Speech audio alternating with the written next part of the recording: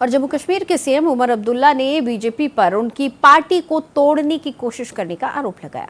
उन्होंने कहा कि नेशनल कॉन्फ्रेंस के एक विधायक को 20 करोड़ रुपए का ऑफर दिया गया। मुख्यमंत्री के इस आरोप पर बीजेपी ने पलटवार किया। हमारे संवाददाता रवि शर्मा से बातचीत के दौरान बीजेपी के प्रदेश अध्यक्ष सत शर्मा ने क्या कुछ कहा, सुनिए। मुख्यमंत्री उमर अब्दुल्ला के द्वारा भारतीय जनता पार्टी पर आरोप लगाए गए थे कि उनके एक पदाधिकारी ने 20 करोड़ रुपए जो है वो ऑफर किए हैं उनके एक विधायक को। इस सब पर जो है वो बीजेपी ने 100 करोड़ रुपए का जो नोटिस है वो उमर अब्दुल्ला को जो है वो दिया है। बातचीत करने के लिए सत शर्मा जम्मू कश्मीर भाजपा के प्रदेश अध्यक्ष हमारे साथ मौजूद हैं।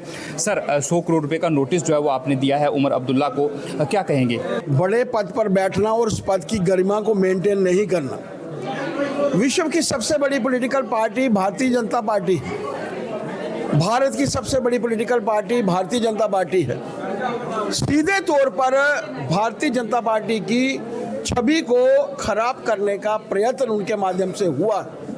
मैंने सार्वजनिक तौर पर कहा है, कल आपके माध्यम से ही बयानों में मैंने कहा था, और जो मैं कहता हूं वो मैं करता हूं। मैंने उन्हें कहा था सार्वजनिक तौर पर उनके नाम डिक्लेयर करें।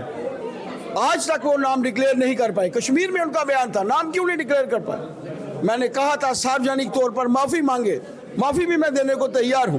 अगर वो माफी नहीं मांगते तो लीगल एक्शन के लिए तैयार रहें। एडवोकेट ने लीगल नोटिस दे दिया है, 100 करोड़ का दावा किया है। मैंने उनकी हैसियत के हिसाब से ही 100 करोड़ का दावा किया है। अदरवाइज जो छवि उसने भारतीय जनता पार्टी की खराब करने की कोशिश की है वो अमूल्य है, उसको पैसों में नहीं तोला जा सकता। उनका कहना है कि कानूनी दावपेच से उन्हें डराने की कोशिश की जा रही है। मैं क्यों डराऊंगा?